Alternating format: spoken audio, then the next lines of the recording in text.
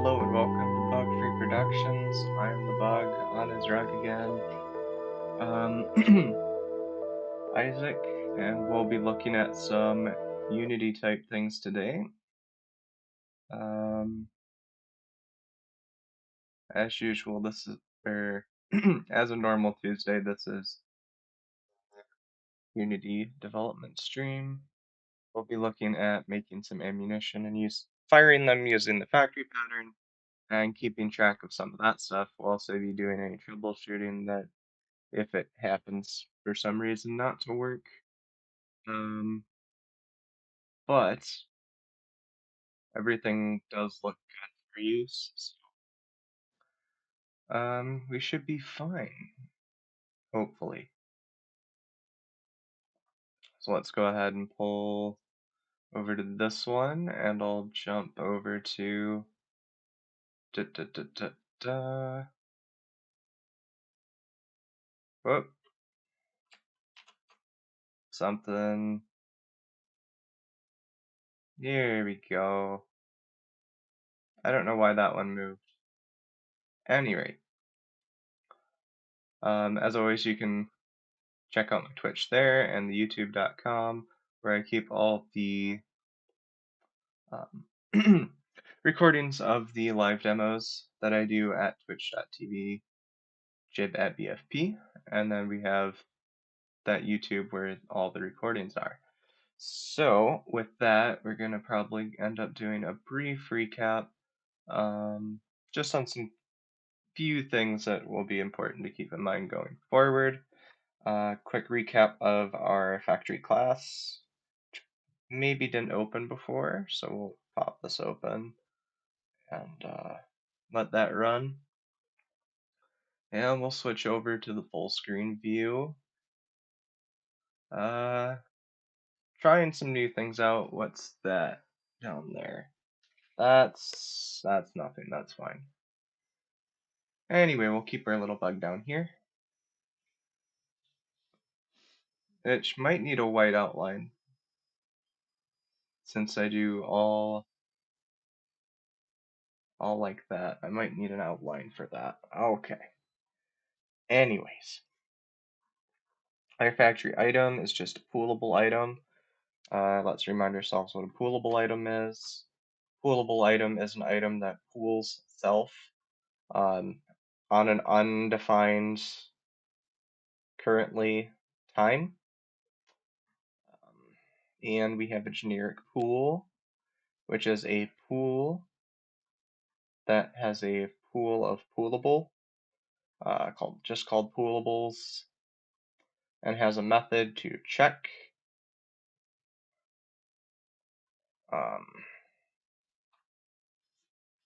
if there's a poolable in the queue, and then return that. So something might not quite be right here. I'm seeing public virtual void, check pool, void pool object. This is fine because this just adds the object that we're told to add. This needs to return this. So it's a poolable. Okay, yeah, I see what it is. We don't need to return that. Never mind. That was done to that was done as reference to provide if we have a null reference or whatever, and we set that. So that should be fine.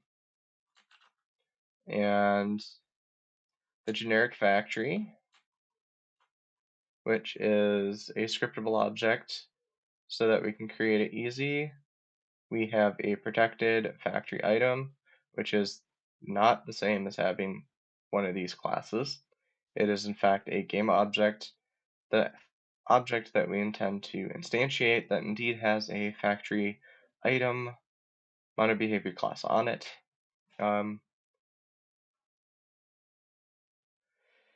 Which can be confusing, so depending on if that's a problem for you, you can always rename this something a little better. Something like something I just am not good at thinking of. Generic pool, at least not on mic anyway. So generic pool being a pool that it is supposed to be using a pool of the certain kind of factory items that we'll be creating.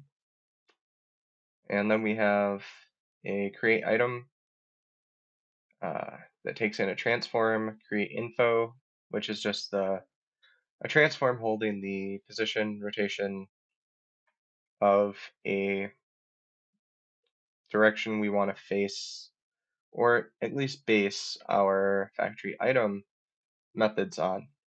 Poolable, pool check, factory, just setting that it is. So if this is equal to null by default, then pool.poolCheck ref fact. So we pass that in, and if our reference is in fact changed to something that the pool finds, it will do this part. No, it will do, yeah, if it's not null, so if it does get changed to something, it runs this by just going to factory item, and fact, get component factory item. And if that's not null, then we use the factory item magical. Else we create one, access its factory item, and if that happens correctly, meaning we didn't screw up and put an object in here that doesn't have a factory item script on it, then it will use the factory item after it has instantiated it and pass in create info, meaning the transform that it is to base its certain methods around.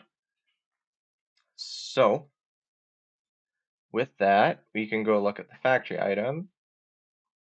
Factory item poolable, which as in the last video was public virtual use factory item, because use factory item shouldn't pass anything up. It is intended to do what it's supposed to do, regardless of what that might be when it's called. And then we have transform.position equal atf.position. Same with the rotation. This is simple, and we left it virtual so that it can be overridden in a future inheriting class. So now anything that inherits from factory item also inherits from poolable, which means we have the pooling functions as well as the factory item that we defined. If any of that doesn't make sense, go back. You can go back one video and see how that's see how that's done when we set up the spawning method for factories and stuff. So without any more, let's go ahead and jump into if we can get our get this open, because we'll need to create a few things. Okay, so we have the factory. Now I could create some more stuff in here, but I don't really want to. Let's go into our, let's just create a folder, and we can always restructure this later. So I'm just gonna call it ammunition folder, ammunition folder, and this is just going to be for some testing. We're going to create an ammunition that does things and then runs itself. And then once we get that far, we'll work at looking and making actual weapons. Might not get to that today, might be tomorrow, not tomorrow, next week or something. Ammunition. And the reason I just want to make something that tests all of those things. So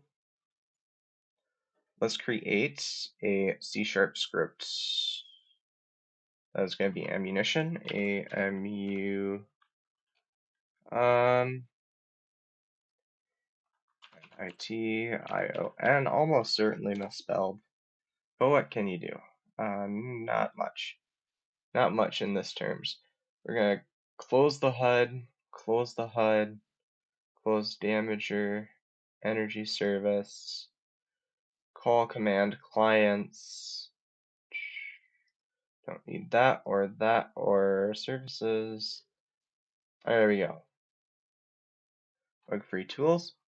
And we'll go ahead and create a drop down of a couple lines.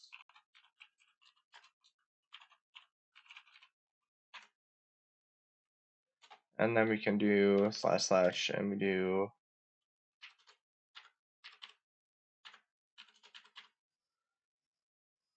/25. Missed a key. Yeah. Once in a while I miss a key just because I like to use the number pad. Well, I guess 4 and 5 are right next to each other no matter where they're at, but I prefer my numbered keypad rather than using the numbers up above. I think it just saves time. Ooh, I want to see if I can do. Guess not. Any rate, I was just testing the command key. The vars. So let's check out the vars, and we have vars that do. I'm not sure what I want to do here just yet. Methods.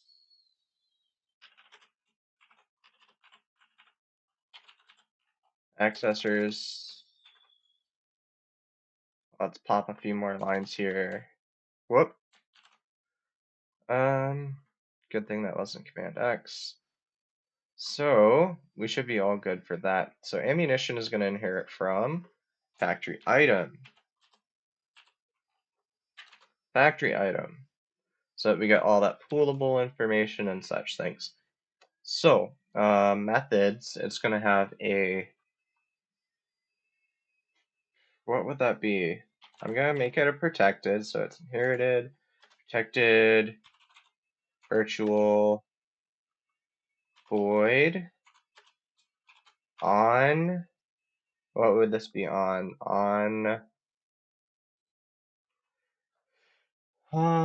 So I'd probably figure out if my ammunition is going to be a trigger or if it's going to be a collision. Um, that's probably just on preference of what you would like to use. I have query interactions turned off, which I can explain in a minute when we go back to Unity. But essentially, that means I can't raycast and hit a trigger, specifying otherwise, which would be. But I think, unless I'm doing anything differently, I'm probably gonna stick with collision.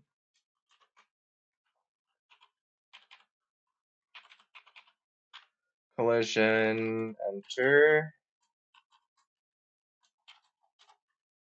And it should have auto-completed for me, but since I like to do this part, make it protected, or more so just make it virtual. Most autocompletes don't make this a virtual method. They just make it whatever your security identification here is, like public, protected, private, with the void and the collision enter. So you could autocomplete it and then insert the virtual, is what I used to do, but that's only if you're having trouble spelling it or getting it to recognize it. Maybe try one of those things. Protected virtual void on collision enter. So let's also separate this out. What is going to happen on collision? Well, it's going to, so it would be dealing damage, correct? Which means, which means factory item. Which means we would also want a collision command client on here. But if we think back to our, maybe I'll just add this to this. Actually, can I just go into the scene, scroll in,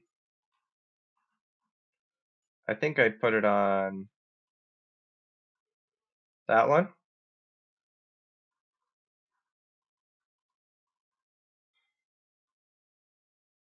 Maybe it's on that one. And let's open this a little bit more so we can see what's going on. Energy Damager. So this is a collision CMD client, and it is a mono behavior, not an interface. Correct.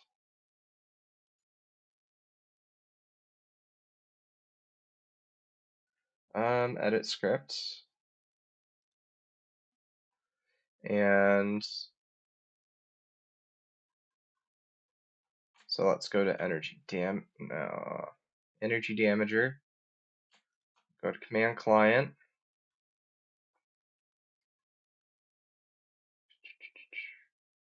Mono behavior. Yes, because ISD is non collision. And that was how that was set up. So, but this doesn't. So that would be a problem, except we're going to extract this a little bit more than just ammunition, because ammunition would also have. So I do it this way because I like to think of ammunition as think of the bullet with the, you know, you have the tip of the bullet, which is like the lead part that's fired, and then you have the powder, and you have the casing. I like to think of it in those three pieces. So the ammunition would be the whole object, all three pieces, and the bullet is the only one that does damage. The ammunition doesn't actually do anything. All the ammunition does is point, aim, and fire its reference. So actually, I was wrong. This doesn't have to do anything, which is how we get away with that problem. You could definitely make it so that the factory just spawns a bullet and it goes in the direction. I'm going to make this a little different. So I am going to make my namespace. This is going to be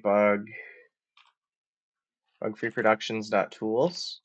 And the reason I want to put it in .tools is because I'll use this across multiple games, not one game or one set of assets. So I'll actually be reusing this tool, and it'll be easier for me to keep track of the namespace tools with all my basic stuff, like the ammunition, the firing factory, all the generic things. I use generic a little lightly, but I'm sure if anyone that would actually call me out on that also recognizes that. And yeah, see, it added this line here, which it no longer needs. Delete that. Let's keep moving.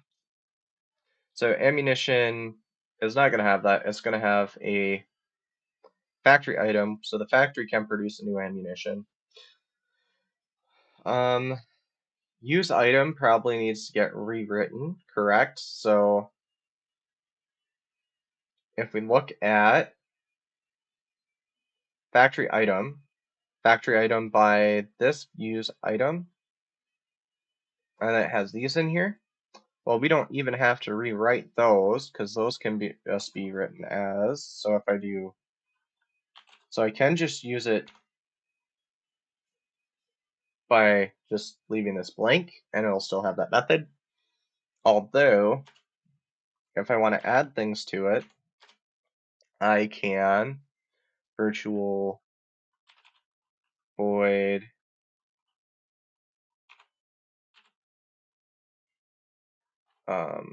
not virtual, I wanted override. Override void of type pool self.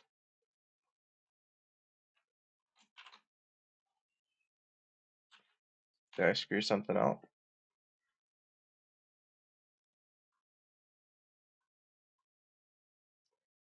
Public virtual, because it has to be used by the factory. This is what happens when you don't bother writing scripts. Or rather, I don't know if there's another word for that. An itinerary, maybe? This is what happens when you don't plan things out too well, anyway. Public override, void use factory item, and you can just use base.use factory item and pass in this transform because that's exactly what it would need to use anyway. And actually, after it does this, right? So this would be for like aligning. ALINE. Using base class method.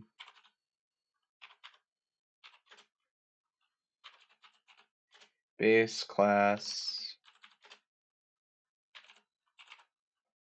Using the base class. Ugh, I can't speak today, man.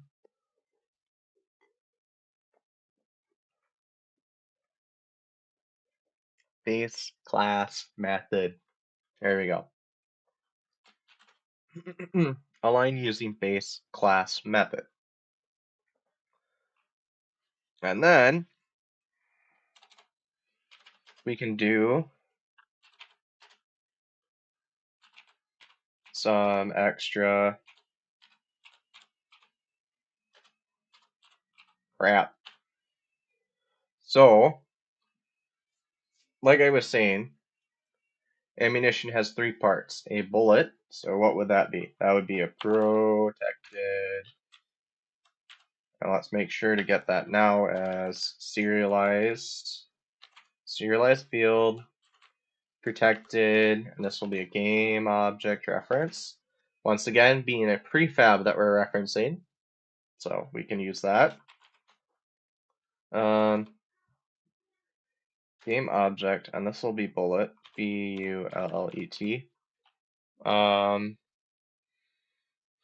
let's do something different. Let's also make this a bullet array. I'll show you why later. I'm actually going to rewrite a lot of my ammunition script just to make it a little cleaner. Because these newer factories that I wrote are a little cleaner than the other ones I use for my other shooter. It'd be nice to have that cleaned up a little bit. I know Luke would definitely appreciate it. So we're going to go ahead, we're going to serialize another field. So bullet, powder, casing. So this is also going to be a game object. Protected, game object. Let's go ahead and also make this an array. This would be casing. Casing.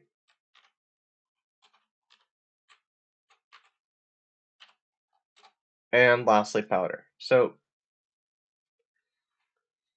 the thing about that is I wouldn't necessarily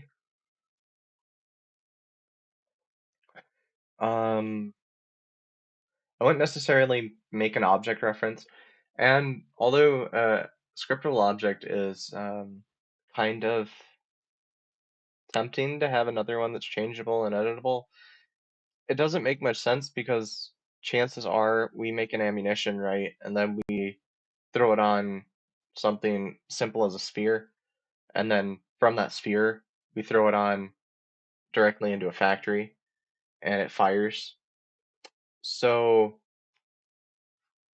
just the idea that we're going to edit it through a scriptable object that then has to get referenced by a prefab that there's only going to be one of anyway, it doesn't make a whole lot of sense. So I just do protected. Actually, let's make this serialized right away. Serialized field, protected. Not game object. This will be a float because we're going to use this in physics. Physics equal float. And then it's going to be a bullet casing, and this is powder. powder. And I would limit this to under 100 just for peace of mind reasons. And it's not anything to do with it being, it's just for designers, like uh, designers and, yeah, no, just game designers. People that go in and want to just move objects around, set settings, they don't want to deal with possibly putting in way too much powder. So we could set up a whole force thing with this. I'm just gonna go a simple um I'm gonna set up a range. We could get really scientific with this. This is just a game though, it's not like a physics emulator. So I'm just gonna go range of 10 to hundo and then save her up. Reason for that, just no designer wants to go in here and end up putting 200 in this slot when it's not really making that much sense. And we could go by the grain and like make it really realistic for them to enter. It's like, oh, so we just put in all the real entries, and it's like, we're gonna have 5 different types maybe. If we were simulating bullet effects, we'd worry about it. We're not, so we won't. I will default this to equal like 10, just so it does exist all times. And then base factory. So,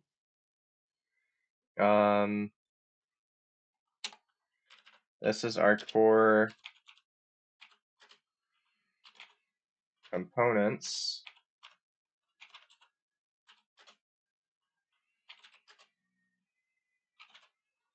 Core components of ammo in the way we think about them. But one other thing that we want to do is actually taking care of my BF bug-free productions tool. It has a, if you haven't been following along for the whole thing, maybe go, I'm not sure which episode it was in, but there is an episode on this limiting velocity. Actually, I think it's in the movement ones we talk about limiting velocity quite a bit. As a result of doing this so much, I have created my own little method that limits the velocity, which is just clamping them to world space on every like fixed update frame, which is expensive, which is why you should only really do it on PCs and not on mobile devices or anything, or at least have less objects that you do it on. But for a PC release that we're working on, learning and trying to just run on PC, perfectly fine.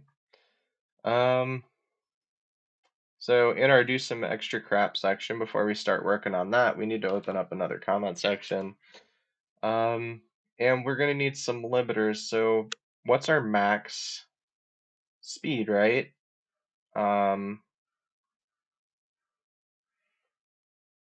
Let's actually get, I wanna go to, actually tool was open, wasn't it? Yeah, I can even just show you bug-free production tool. Velocity limiter. We just pass in a vector 3 and it limits to world velocity. I also have calc angle via sides. If you're interested in that, go ahead and check that out. I'm not going to walk through it because it was a lot of work for me to deal with. But essentially, I just programmed the law of cosine, or one direction of the law of cosines, to give me an angle based on a couple points. Which once I go over my kinematics for the bike, you'll see some of that stuff at work. That's how I got all the angles to lean and measure and rotate correctly based on that method. And it's just based on a difference, I think. Yeah, something like a difference. small difference change, comparing angles. So what can we do? So I'm looking at this and limit world velocity. This only limits it to the world velocity, right? Um, Maybe limit velocity in general would be really good to have. So let's go ahead and create another class, right? So I'm just going to minimize that one right now, so I'm not looking at it. This one I'm going to be using, so we'll leave that open. So public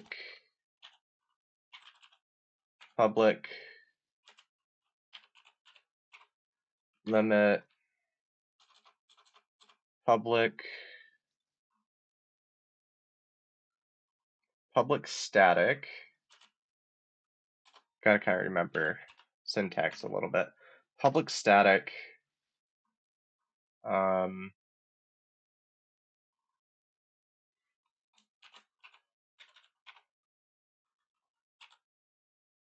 I think it's just limit velocity. I think the extensions video is where I start this class, and then static void limit velocity. This vector through, yeah, so this VECT vector 3 AV3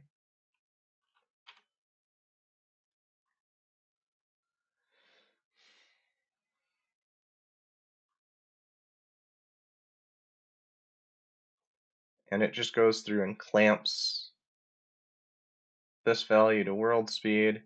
So this, unlike that, will use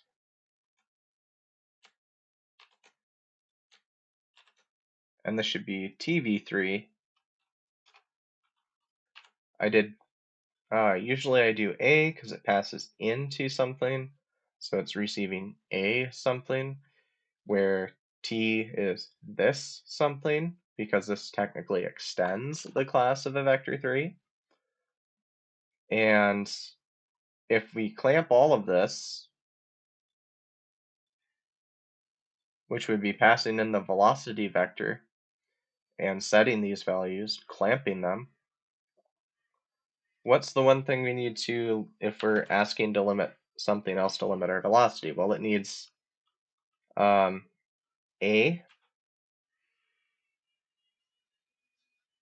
and it should be velocity, but what it's actually going to be is a mag. Standing for a magnitude, which comes in the form of a float. So a float type that is magnitude. And what does that do for us? So then we can replace these. So now it clamps.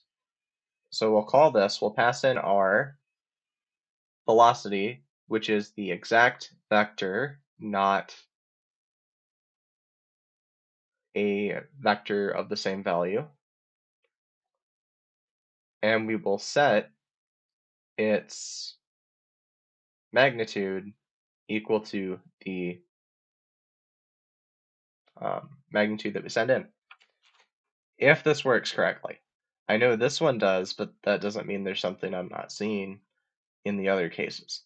So we'll pull into that. So now we can go to ammunition, and it doesn't really matter, but now we don't have to put that extra stuff in here, like a maximum speed, and that sort of thing. We can just deal with the powder and use factory item. Perfect. Do some extra crap. So we need to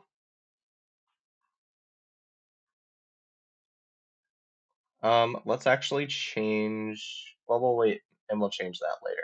So let's get over back into Unity And I know I waffle back and forth on a lot of things. I can't much help it. I don't prep scripts ahead of time, and I also don't think very linear. Like, it's kind of like a giant spider web or a big pool of rice that I sit in, where it's just little bits of information floating everywhere. We have a thing where we can go into ammunition, and I would probably just create a new, or let's just create a script, C# script.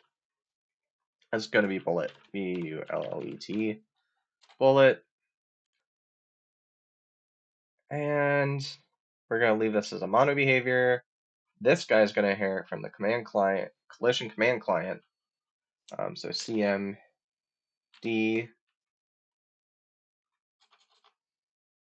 Oh, right. This guy, let's put him in the namespace. Namespace that is bug-free productions dot tools parentheses squirrels.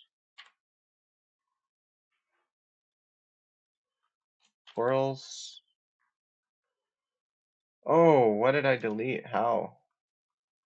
Oh yeah, collision. Is it CM?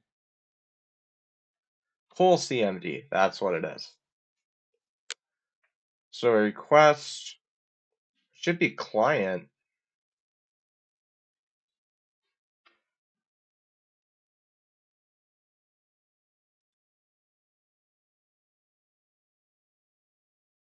Request is the object it sits on. Client is what we're looking for. Is our energy damager open? Client. Arcade Racer. Now let's change that to tools.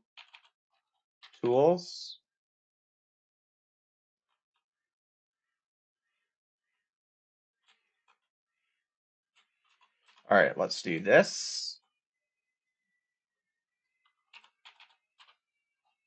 Tools.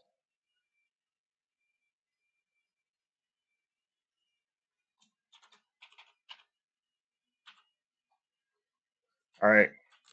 I might have to do some renaming on the fly here. I don't think I quite did that right. And then this is CMD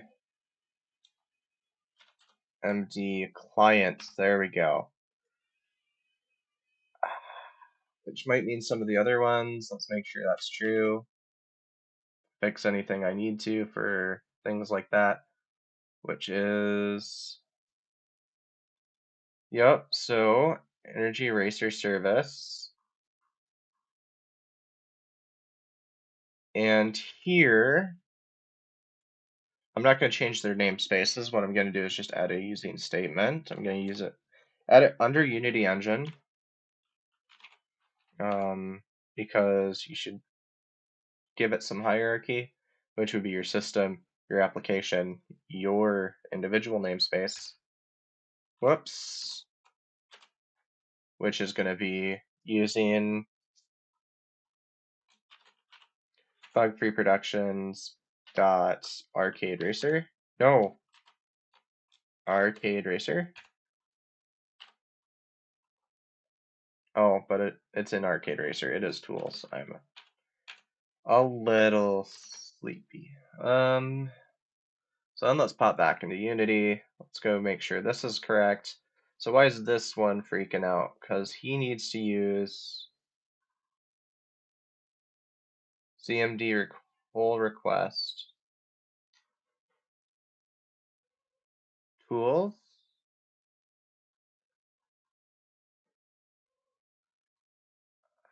That's not going to help me. It's just both on these, all referencing on this line. Two references in one thing. So Arcade Racer, I actually want collision request. I can find it in Unity in the project request.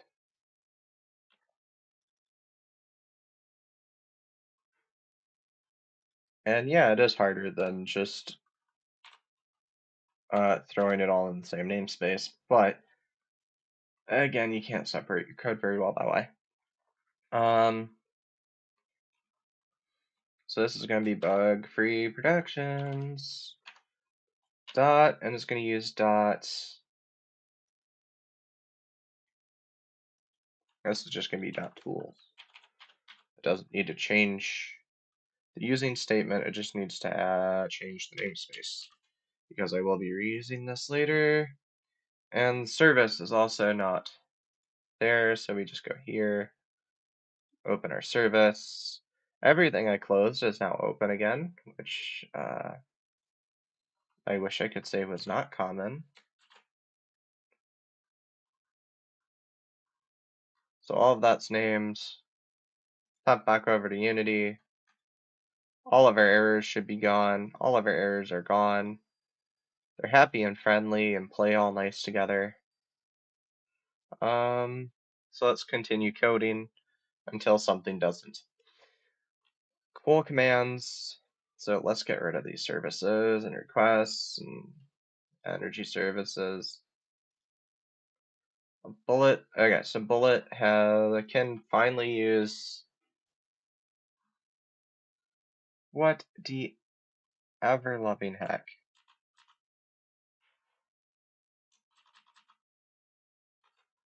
Did I? What the heck? There we go. So we're back. Okay. Don't know why I clicked it that way. That was weird. Wasn't what I was trying to think of. So let's go ahead. I'm gonna throw my name on the top again.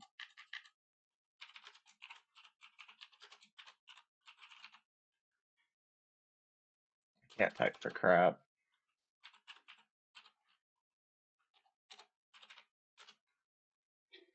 Program an AR, think of the rule set? Of course. Type a single word correctly? Never. Never.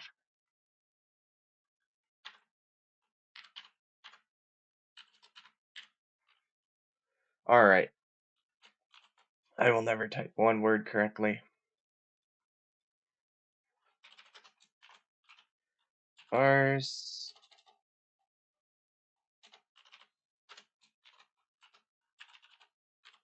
Methods.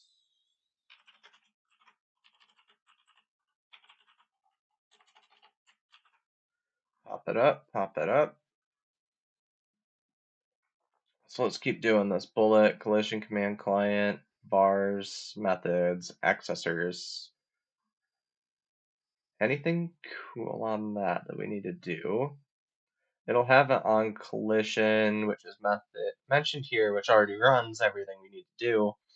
Let's just refresh on what it actually is. We need to rewrite the request. No.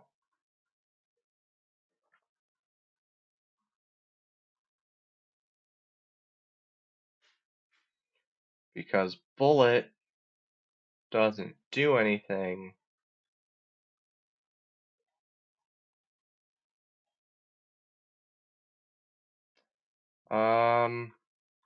Command client isn't quite the right one. Did I create a damage dealer yet? No, I created a damage dealer. Well, I'll just leave that empty for right now. Let's just leave it mono behavior then. Don't want to get out too far ahead of myself. Causes problems. Mono behavior. So ammunition. So the idea is ammunition script goes on a top layer object that the ammo bullet goes under. With the bullet, the powder, the casing, but it just in all object. In all reality, it's just the two objects that are going in there that are assigned, the bullet and the casing. Casing to be instantiated and thrown over for every time you fire, that sort of thing. Around a percentage chance. I would probably also include anything like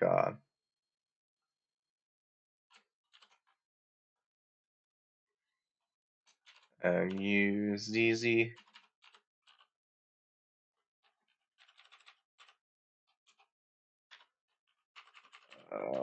maybe just muzzle flash.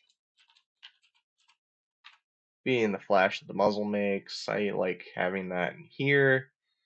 It does become a lot of scripts that run in here, but at the same time, we can break that apart using regions, and it's not that big of a problem. So now, use factory, which this aligns itself by default, just aligns itself to the position and the rotation that we are passed of a transform in. So bullet is going to need a method.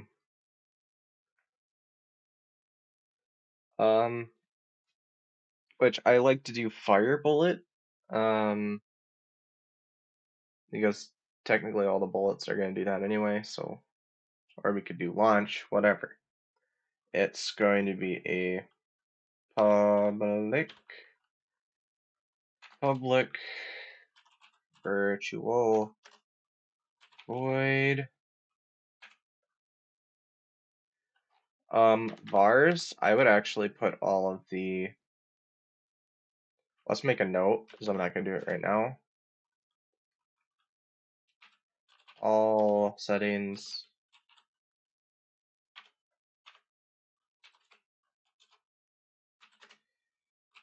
and not and, including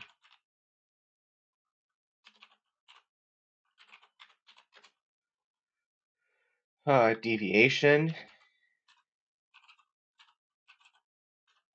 All settings including deviation. What was the other one? Max speed. Because drag would be affected on a physics, which would be if we put a rigid body on this bullet, and we're not really going to do that. It's just going to be a max speed. So max.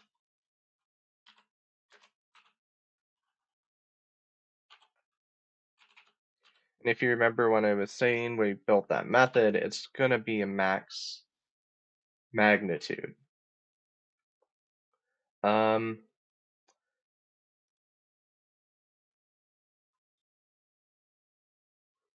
So I'm just going to make a fire. So this one can be protected because only the ammunition is going to call this of itself.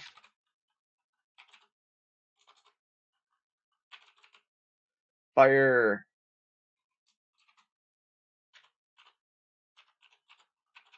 Make it a little longer just so we don't have any case overlaps.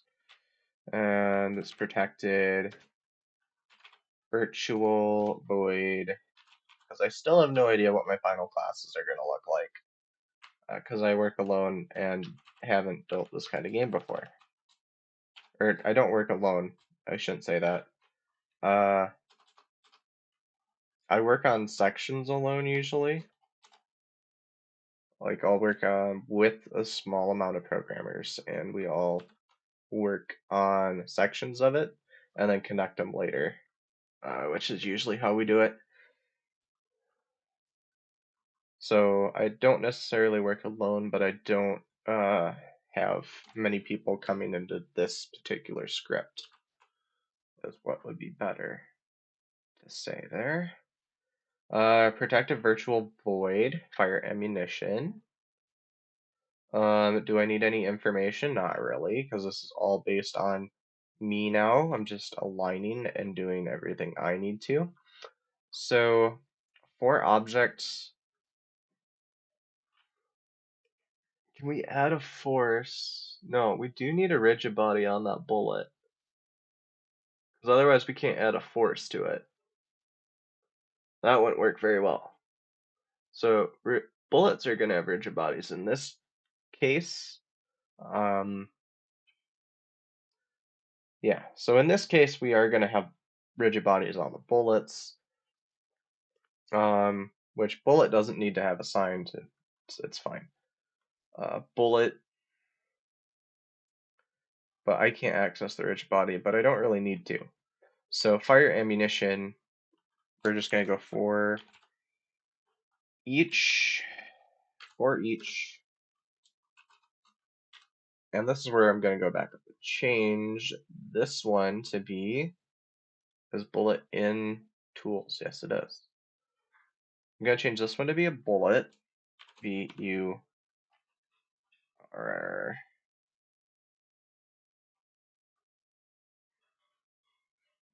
Yeah, I can do that.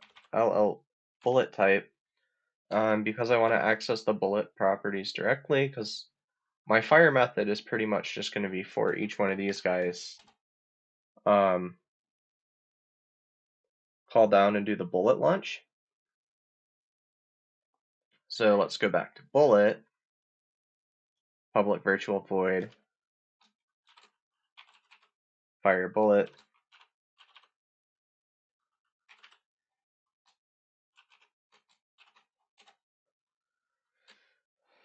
And we could create another not subclass, base class that would have, that bullet would inherit from, which would then have it'd be too much work for me, honestly. Fire bullet. So the bullet has to know a direction, correct? It has to know what direction it's going, or at least what direction it applies the force, because the rotation should be correct because it's based on the ammunition. Everything's zeroed out that way, right? So it's rotated to face the correct direction. But it doesn't have the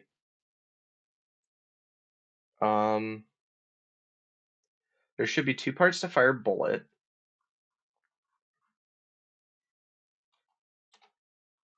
So it would be protected. Everything here is just going to be called by bullet. Virtual void. And what does this say about this? Okay, so it's void. And we're going to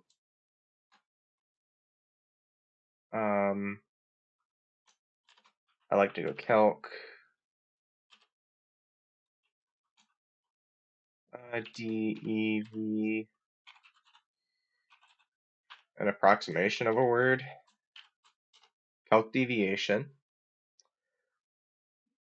And actually, it's not going to be calc, it's going to be apply deviation. And why did I do that? So then I can go apply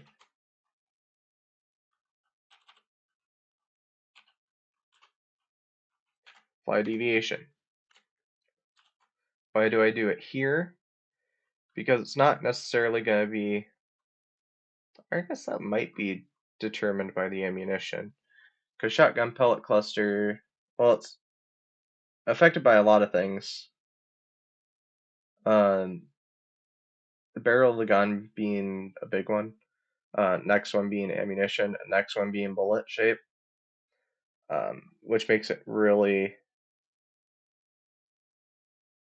difficult to do an accurate firearm sim. So actually for bullet, I think I'm just gonna leave all of the stuff on the actual ammunition type. I might add later, not for Arcade Racer, but I might extend this class further to include things like methods where the bullet length or the barrel length gets passed into it, or what kind of barrel it has at least. Some kind of SCO gets passed into it and does work that way. That's beyond the scope of getting this test running, and we're already halfway through time, so we're going to keep going with that without doing that. So we're going to have an empty apply deviation. And what about apply deviation? So then we also have, I'm going to say apply, and it's going to be INNI.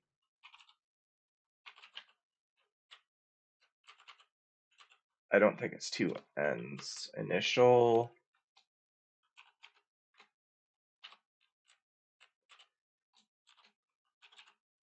force. And I'm going to copy this name.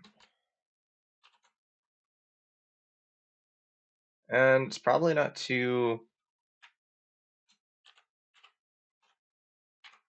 probably not two P's either. Aptly. It's apply, not aptly.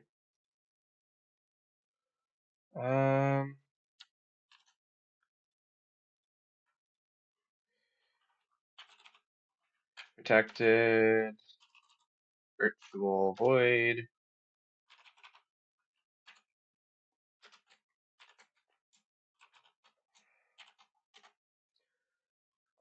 And apply initial force. So this actually is caused by the ammunition. So I will say we need a powder. So powder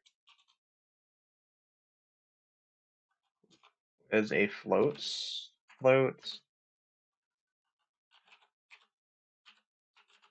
Powder.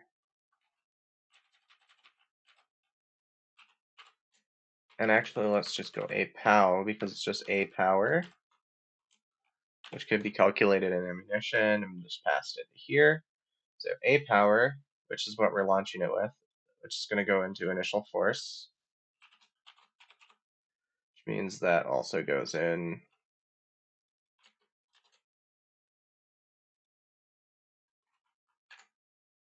apply initial force, a pow, and to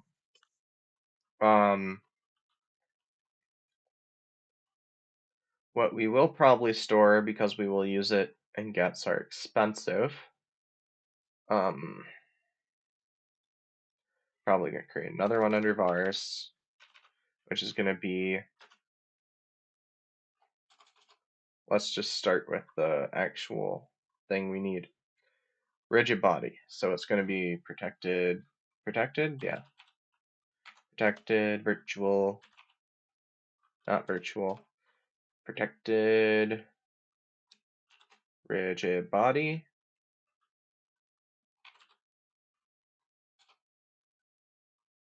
Rigid body RB.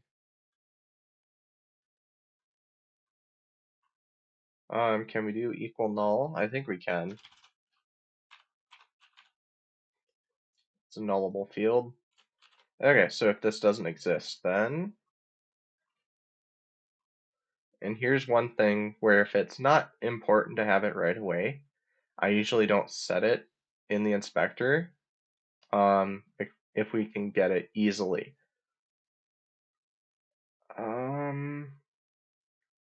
And since we're doing everything okay, let's do a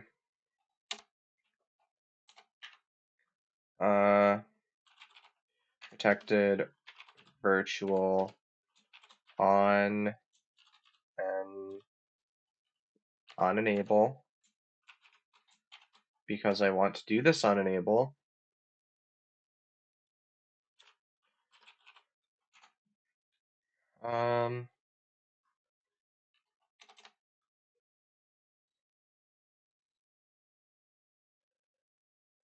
I'm gonna go collect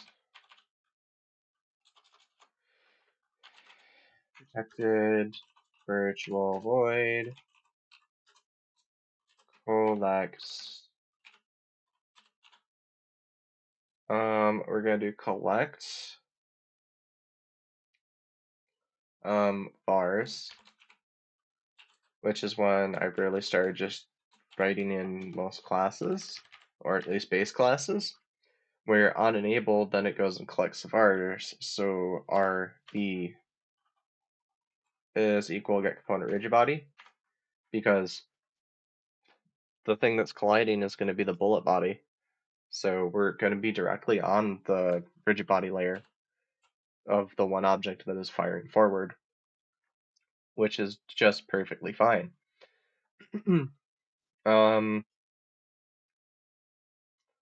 Collect vars. Oh, I did that. Just a hair wrong. Put that in the wrong method. Collect vars. The reason we put it in collect vars and not on enable is being that if I were to transfer this into a multiplayer game, that would be bad because this would run on everybody's thing. And the only one that really needs to know what the rigid body reference is the server.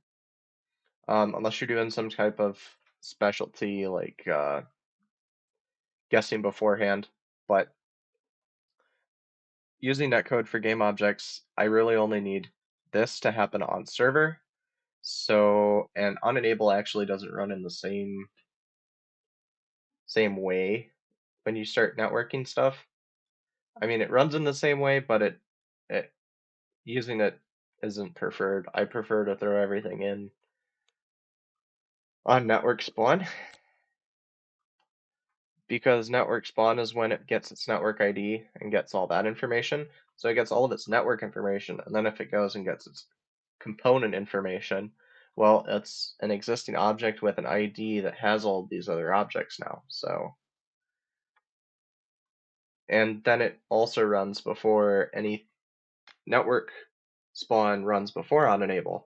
So if I want to inherit from this class and use some of these over again, I can just simply override the onEnable to do nothing and then put this class directly into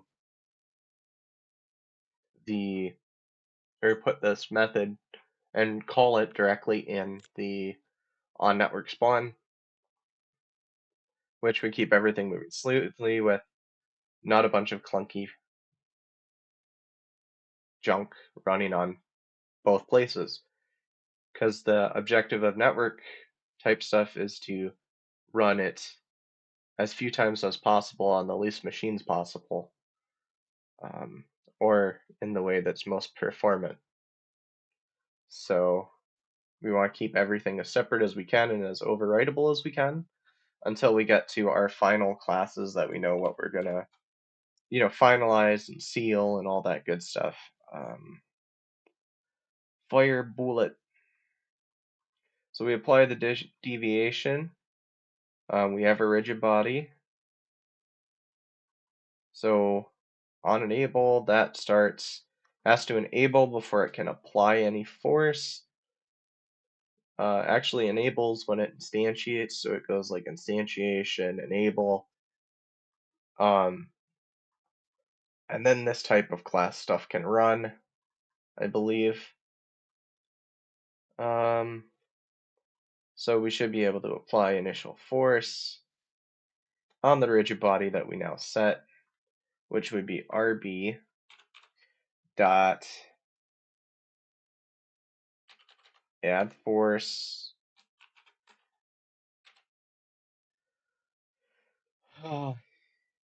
in the direction of dot forward. So be transform dot forward, which is the forward of our transforms of alignment or rotation, I mean. We're going to apply the force in the force mode of, I didn't know acceleration was a thing. Add a continuous acceleration to a rigid body.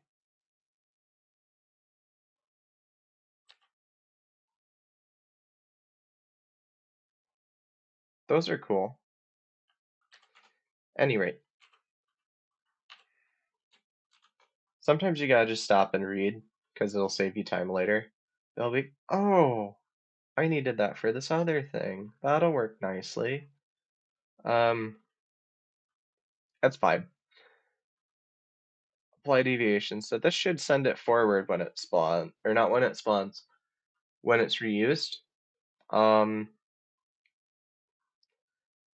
Alternatively, you can also, which is probably good to have, you could do this through reference or you could do it through the method, which is probably what I'm going to do so that you guys can see how easy that is. Is in fire bullet, I'm going to also add another field that is, actually no, I'm going to add it before because it makes more sense to do it that way. An ammunition type,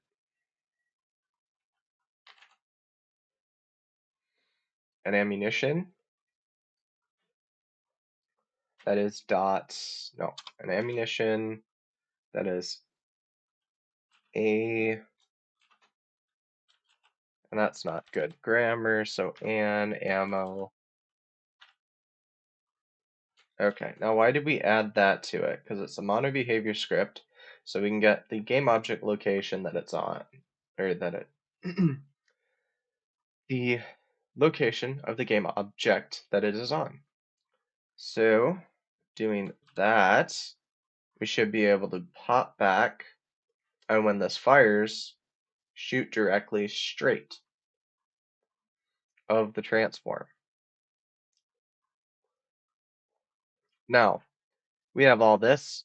Do we want to add it to our,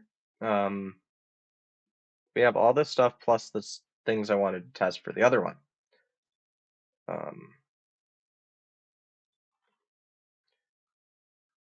Am I going to want to test this in my normal environment where I'm making the rest of the racer project?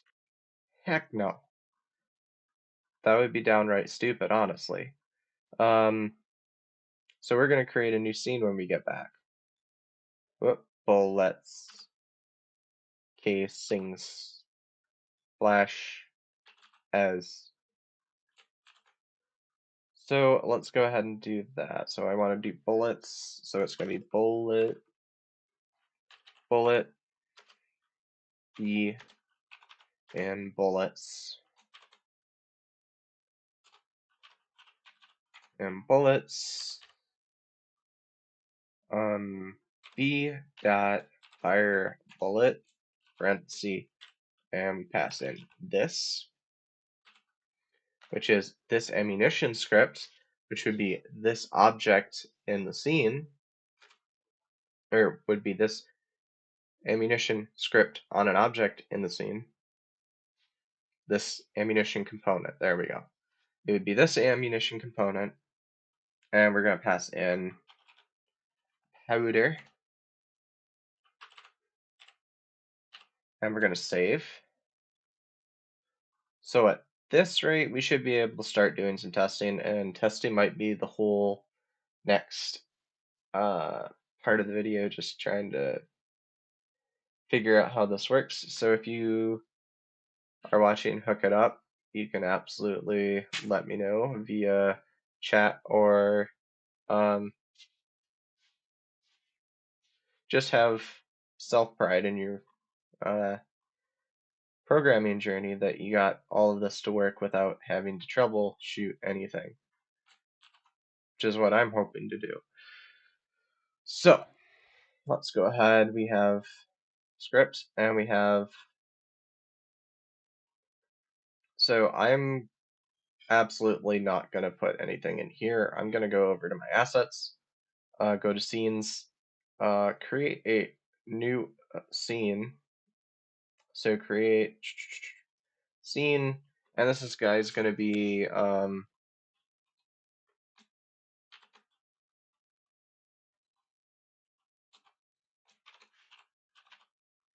bullet test.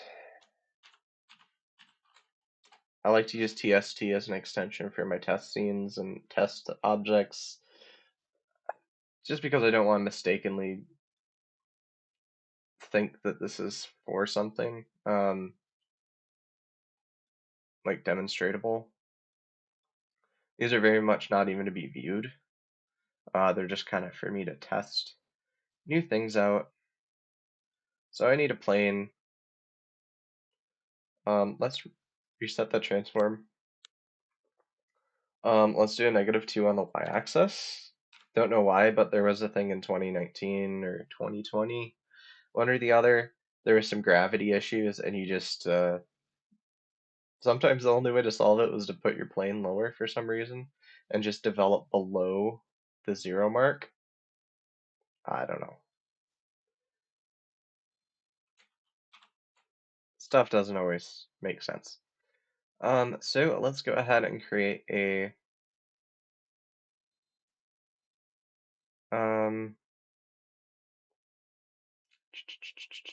so let's go ahead and create a thoughts prefab. prefabs, and there's still one more thing we'll have to go through and fix. Let's create a folder just for our bullet prefabs. Bullets. Let's create, we can create a prefab immediately. Let's do that. Where prefab, here it is.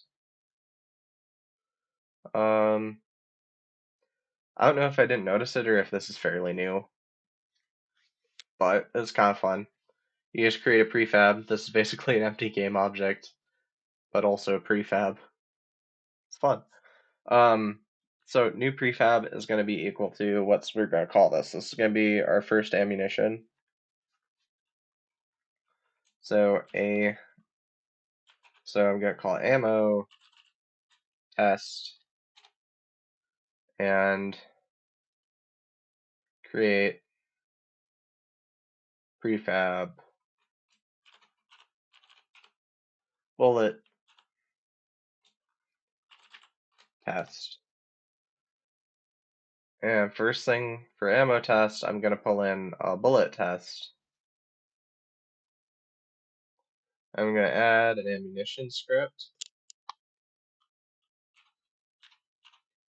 Adding an ammunition script, we have bullets, the array, adding 1.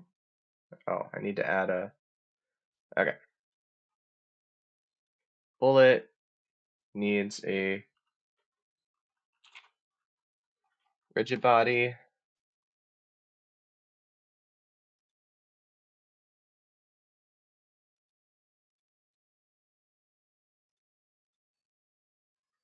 Needs a rigid body, needs a, actually let's give it a mesh renderer.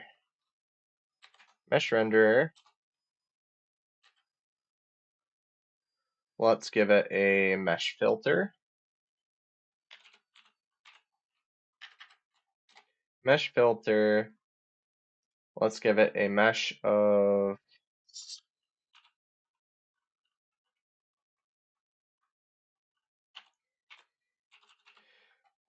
sphere. Let's add a sphere collider, which ironically, at least somewhat ironically, is supposedly the easiest and fastest for Unity to render as the sphere collider. Which, if you think about it, it just means any point a certain distance from a point is the outside of a sphere. So it should theoretically be faster to calculate than all the other ones that are like box colliders and stuff. The funny thing is that a sphere object is the least easy thing to render. If you think about the mesh, because the mesh is a bunch of geometry, which means a bunch of little tiny shapes to make it look like it's round. So it's kind of funny, cute parallel there. In that, let's also add a bullet script. A bullet script. Now, there's no settings in the bullet right now because we don't have any. So we go back to ammo. We'll notice bullet has been updated because we updated the other one, the other prefab. Another thing I could have done, which I should have done, is just click this little arrow, edit my bullet stuff.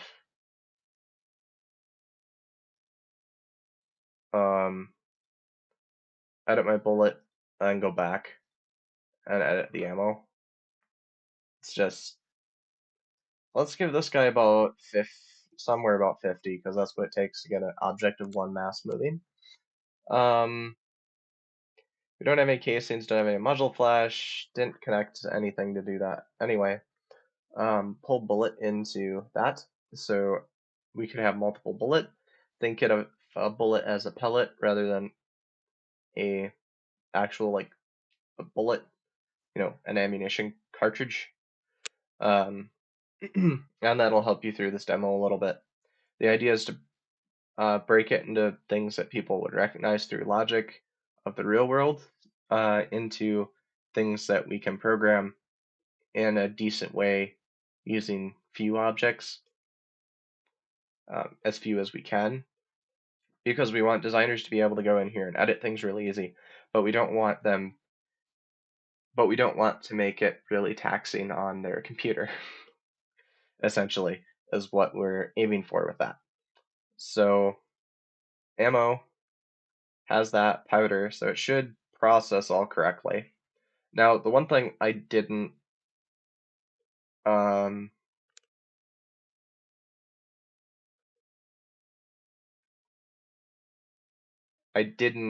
do right away, that we're gonna have to go back and do. So if you think of the factory, right? The factory is a scriptable object. There's no way to call that by without having something else, right? So there's just no way to have that without doing something else. So what can we do? We're gonna need to make something that'll actually allow us to click, register input, and fire. Um, the easy thing to do would be to, right. The easy thing to do would be to use a get key down, but I don't put the initial, so like the default, we're not using the default input system, we're using the new input system, which has the callback actions. But I can put something in the scene that acts like that. So if you remember Eraser input bridge, right? It can have, if we make those methods that take in a callback action context, we can then still set up our key mapping, because all it does is send to a method, right? So it can just send to that new assigned method using the player input, because we're not in our racer scene, right? So there's that way around it, and then we can test that.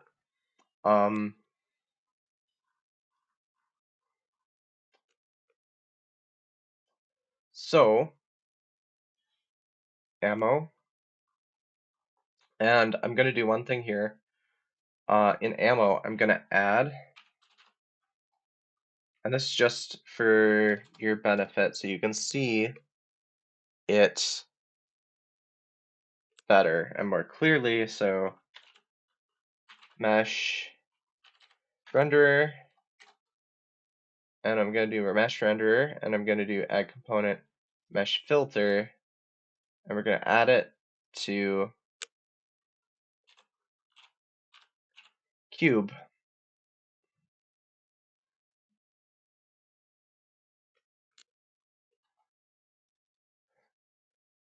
Okay, and we don't have any materials on there. Can I get materials? Materials here. Render materials. Let's give it blue. And then let's open this one. And I think I'll give it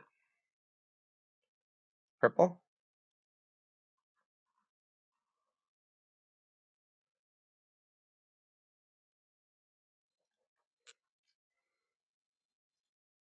Let's just move that out so it's not. Let's go into the prefab. What's wrong with this? Mesh renderer, mesh filter,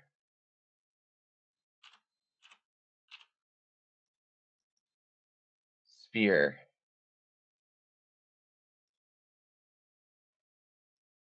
Okay, so that fixed it. I just didn't assign the mesh renderer, or the mesh filter, I mean.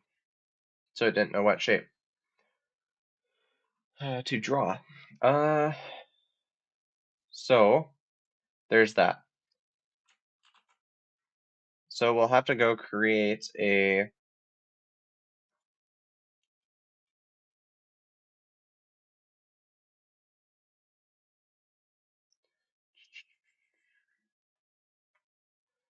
let's go to scripts and so we're gonna need a weapon. So a weapon, okay. We're gonna need a weapon. Do we have any? We don't have any weapons yet. So let's create a folder. WEA weapons.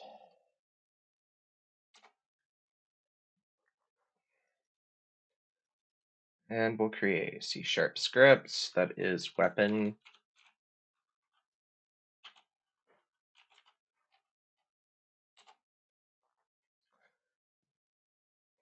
Mono behavior, this will sit on an object, so leave that.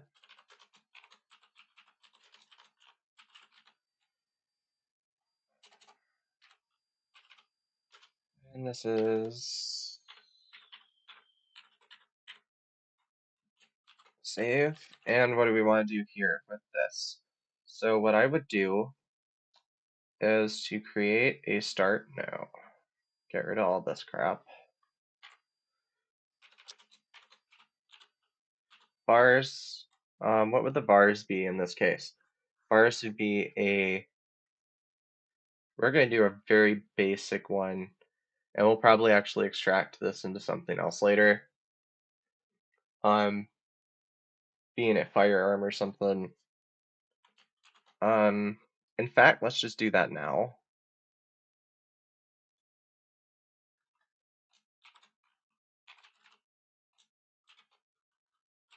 Firearm, call it a firearm instead of a weapon. Again, that's just control, click, rename, or click, right click, rename. Bars.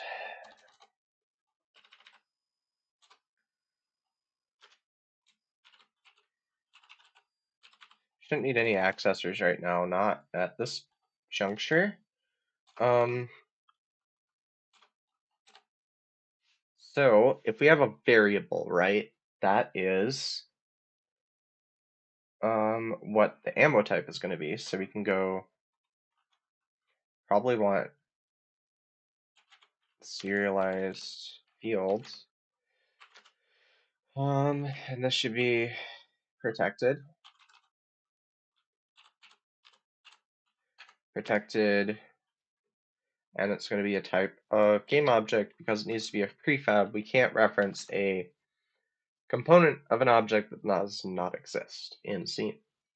So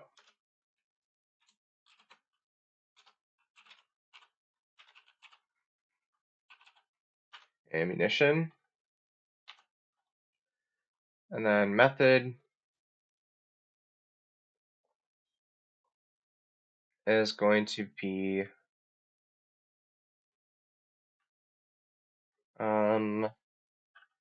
public, and we actually need one more thing here because we need to be using, just for this test, UNIT Unity engine dot input system. And why do we need to do that? Because we need to have a public virtual void firearm.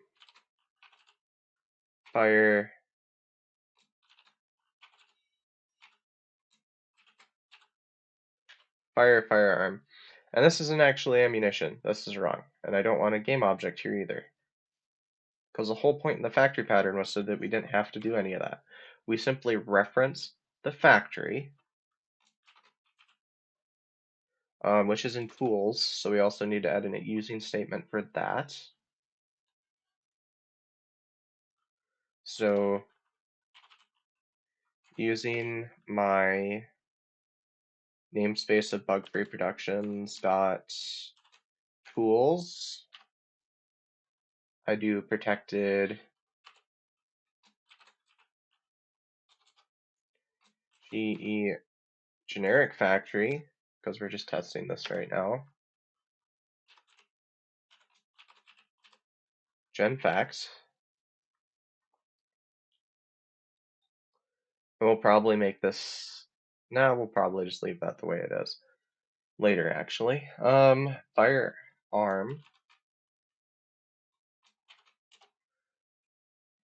And we need an input action dot, call that context, a con.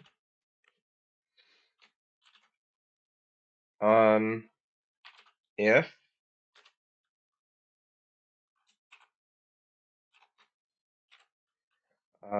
a con dot started,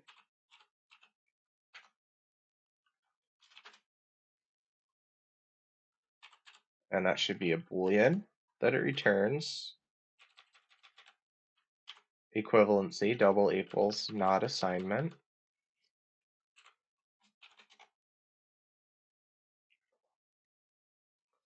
a con started equal true. Then we go to Genfax, that was meant to be gen, but whatever. Genfax dot create item, because that's our, what does this use?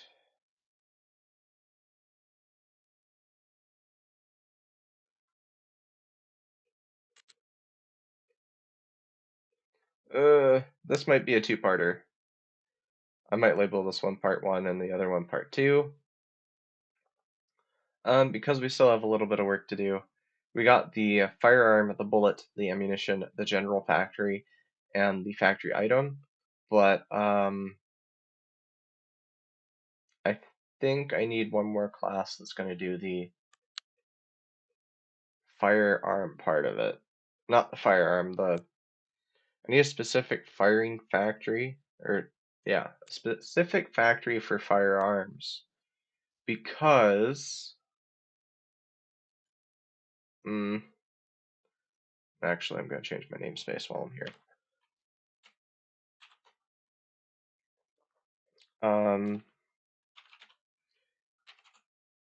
Because as we noted earlier, the ammo needs to take, no. Let's take a look at that actually. Use factory takes in transform. Yep, it's fine. It is fine, never mind. I'm overthinking my own thing. Namespace of bug-free productions.tools. Now, why that way? Well, let's just go ahead and go create item, and then it has to take in a transform position. So this should be firearm, which we'll just call the firearm for right now. We'll just pass it in because we need to get a demo to see if there's errors, so I can troubleshoot them and show the whole thing working next time, because I didn't have time to get the other thing working, or the other thing testable yet. Gen factory item, and we're just gonna pass in this, which is not what it wants. It wants to transform, so we'll just pass in transform.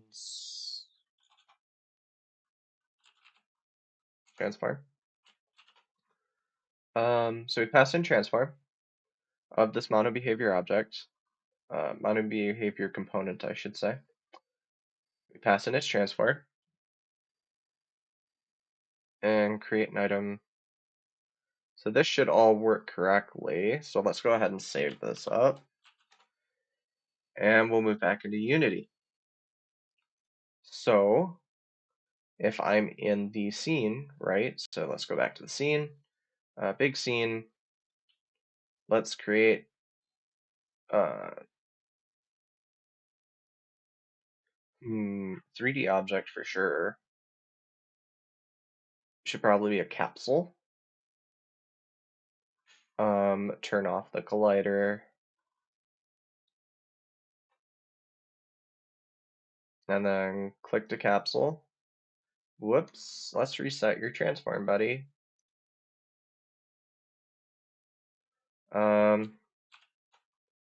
So then the capsule will need scripts, we'll need factory, we'll need factories, generic factory, which takes in a asset, ammo test,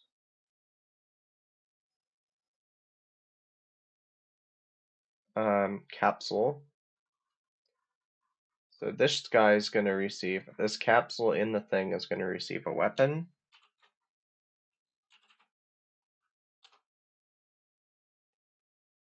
Did I do something wrong? What's wrong with their thing? Bug-free productions tools. Firearm. I didn't call it weapon, I called it firearm because I switched my mind on that. Okay. So let's go ahead to capsule, add firearm.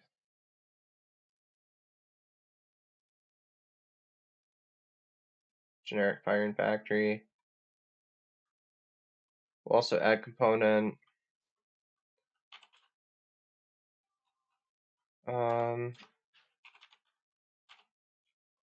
Player input. Is it player input?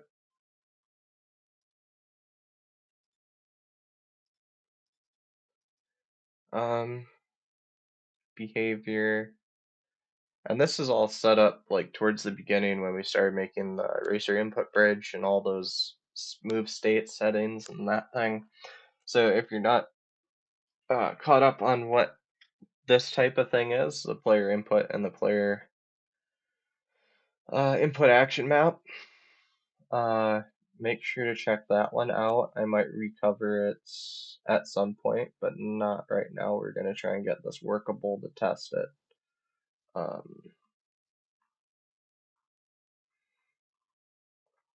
Maybe we'll maybe we'll have a tools section on one of the days and just go over the different tools. It's always good to review your tools.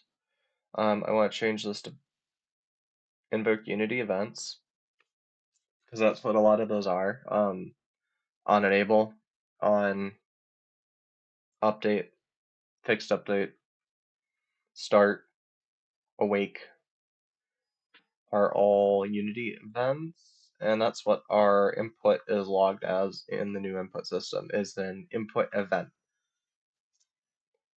So we go open input settings. That's not what I wanted. Inspector. I wanted racer input action, events, racer con, racer control. This is my move set I declared. Jump, move.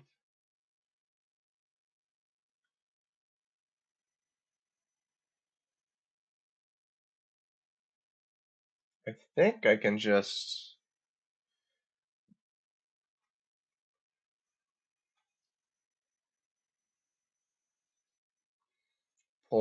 let's pull the capsule reference here. And then get my player, okay, firearm right here. Firearm. And let's see how that works, if at all. So if I remember right, my button should be H. So it is spawning them. It's not launching them, which might be something to keep an eye on. But once we get enough in the spot, the rigid bodies push them out. Since there's no gravity on my settings, they just kind of float in the direction they're pushed. So it looks like they mostly push each other left and right. So what would... So that is working, so that's good. The pooling isn't exactly set up yet.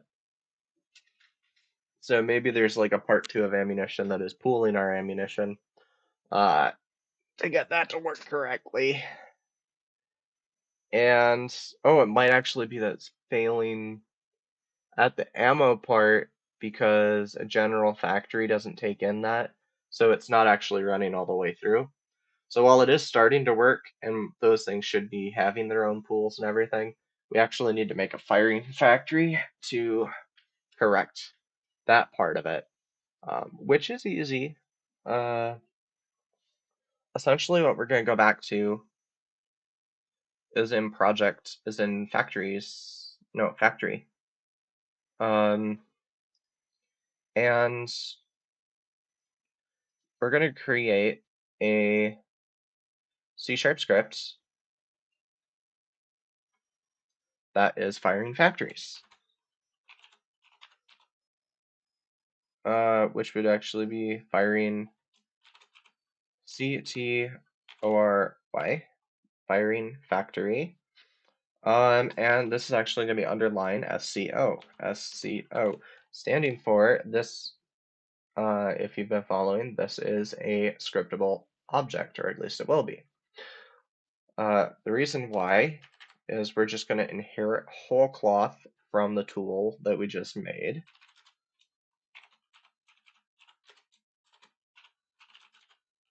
Isaac busted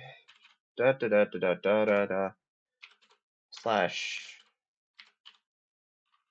1815.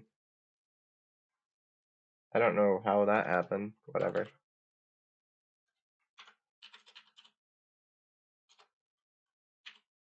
It's that time of night where I can't continue to type.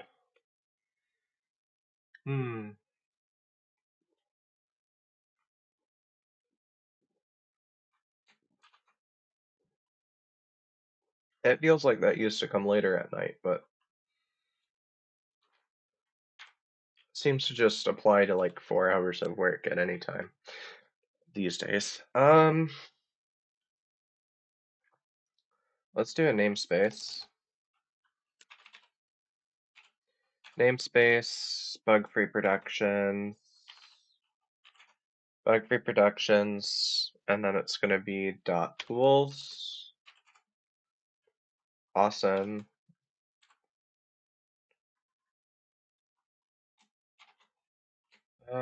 So this is really nice because this is going to be reused. Basically, we're going to hear it from generic factory. Generic factory SCO. So now we can kind of go through and specialize a little bit. So, a generic factory, right?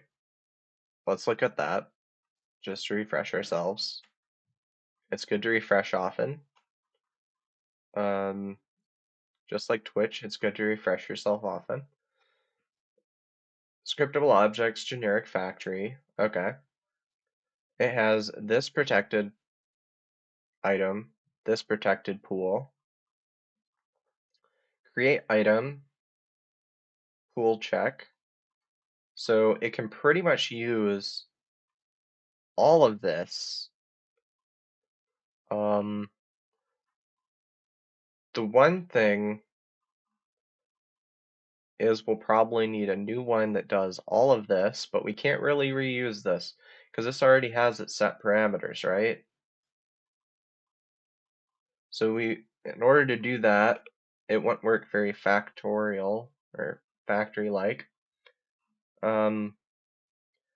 we would need to create item with a different uh, input, right? So let's go ahead and grab that just so we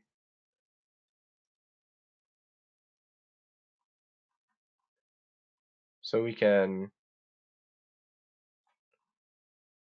override, what was that called? I forget the term for it. But essentially, we can have two named the same. So let's make methods. We can have two the same as long as they don't have, the term is over something and I don't quite remember it. I'm not great at terminology. It's never been my forte. Mine's always been logic. An execution order. So if you have a logic or execution order, I can usually find it within about 10 seconds. If you ask me what a specific reference is called, I will point you to the script because I will not remember.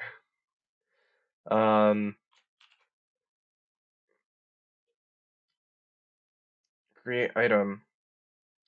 So, oh, this is something. No, control. Yeah, that's right. Control Shift Z to go back forward. This overload, that's what it is. It finally came back to me. We're going to overload this method. Yeah. So it's going to take in the transform of that thing, but it's also going to take in the ammunition class. Ammunition. And ammunition. And there we go. And ammunition. Reason being that we then need not a poolable. Okay, so we need to still use this poolable, right? We need a poolable, a fact, get that from the thing. What we need to change here is that we're not getting a factory item anymore. We are getting specifically an ammunition type. And that's the only change we need to really make in here.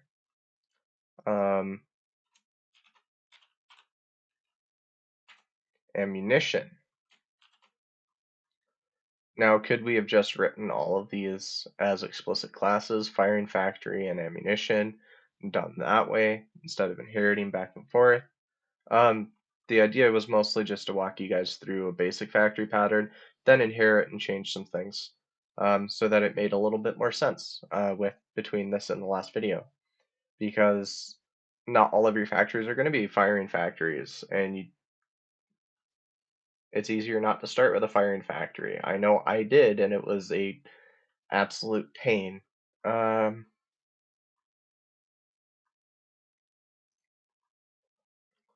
Factory item. So this is going to be an ammunition. Ammunition. Ammo. Whoops. Yeah, let's do that quick. So left click, right click, rename, which I will use a lot and probably say to myself more than you realize unless you've been watching for a while. Then you will realize exactly how much I say it and how absolutely aware I am that it is happening.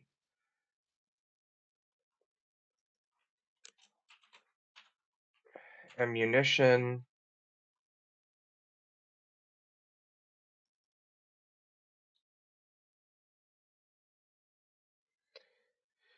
Ammo.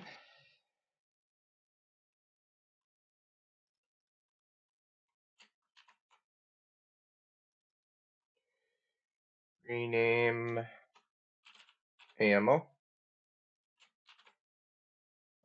Just to help me realize what I'm doing is very firing factory specific. And you'll notice that you use the factory item. Let's go back to there. Let's go to, so this is ammunition, the base one, do extra crap. Oh, there's the other reason. Fire ammunition. There's the actual problem, might be.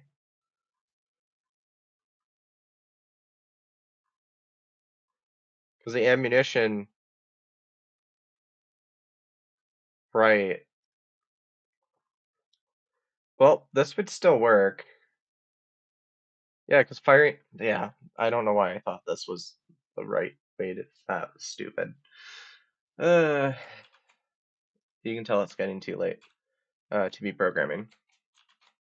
But because of firing factory, a factory just produces a thing and then tells it to do something. It doesn't need to do any of this because the ammunition it creates, I should have realized that when I was writing this because it's creating the ammunition reference or reusing the ammunition reference. So this doesn't make a freaking bit of sense right now. So we can just Control Z this away.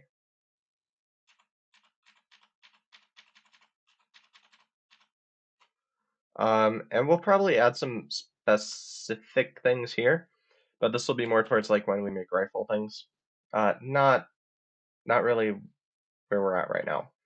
So let's go back to Unity and see if the play is different.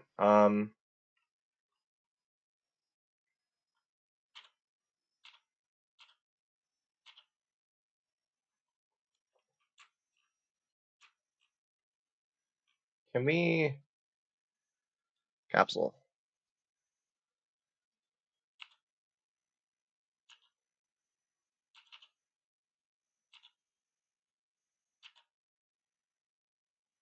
Okay, so that's working in the correct. I don't know what.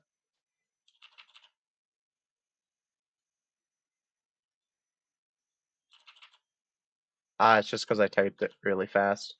They also don't have a lot of force. They seem to move in really slow. So I might go check out the bullet and stuff. But they're moving in a direction with some kind of force being applied to them. So that should be pretty good. Might just have to go into bullet and see what like the prefabs are looking like. So if I create bullets,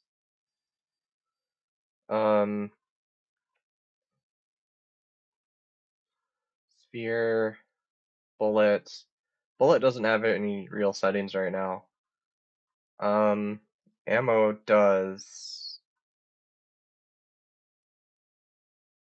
And I didn't apply any speed limiting yet, because I was working on that.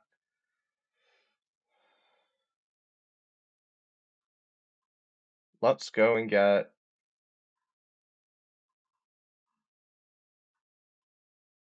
Let's get its powder up. Just pull it at full 100.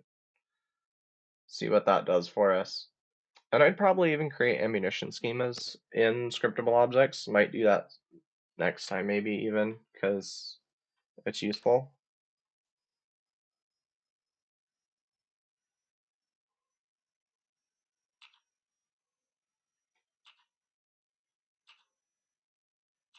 Might be that there's no gravity.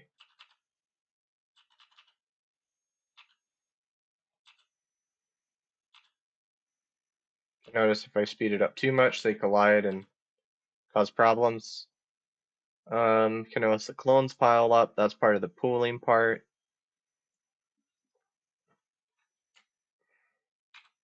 So, it probably take 5 minutes. So I'm gonna go ahead and edit the bullet script, and then we'll close up shop for today. So if we go to assets, scripts, ammunition, bullet, on enable, there's probably one last thing I'd do here, which is make it a collision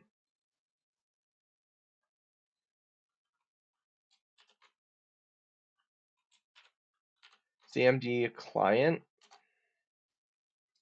And the one we had to overwrite was, what was it? Request? No, that's not really it. Oh, I wanted to make a damager, that's why.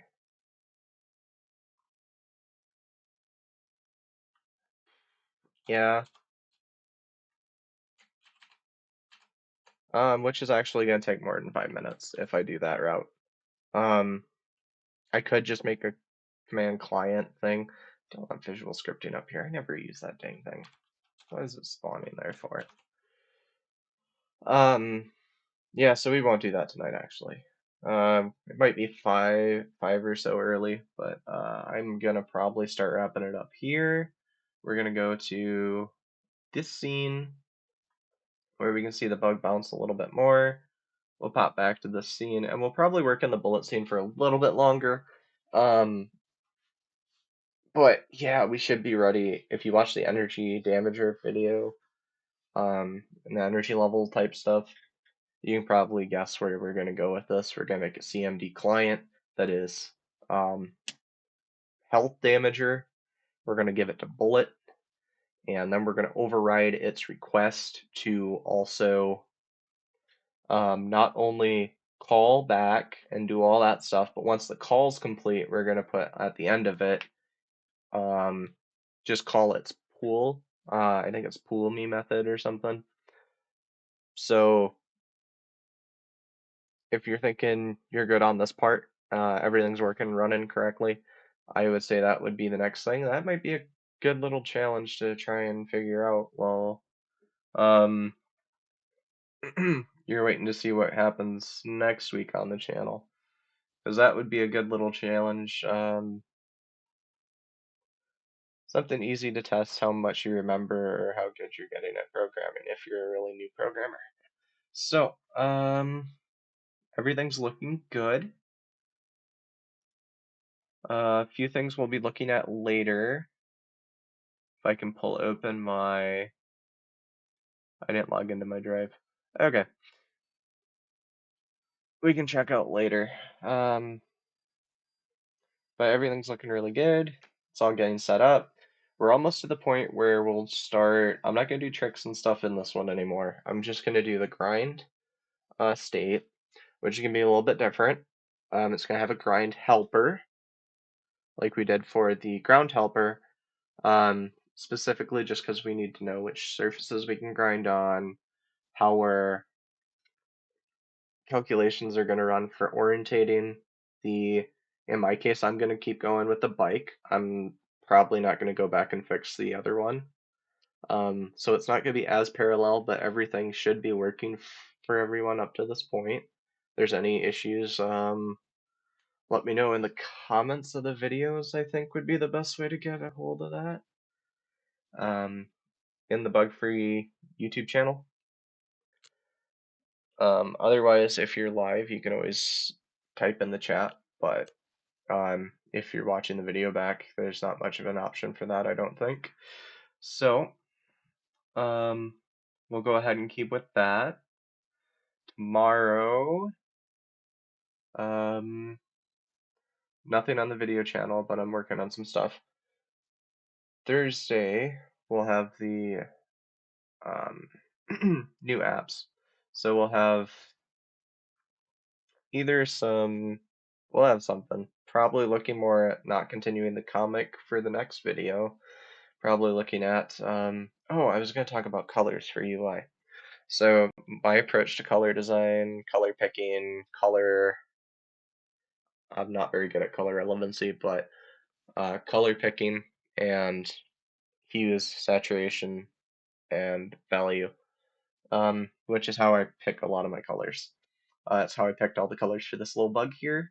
That's how I picked all the colors for the UI that you saw if you were looking anyway at the bike scene, which is really cool.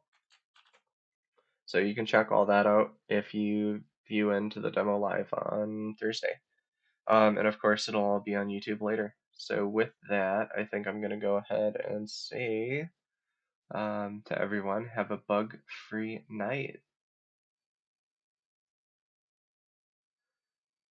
Um,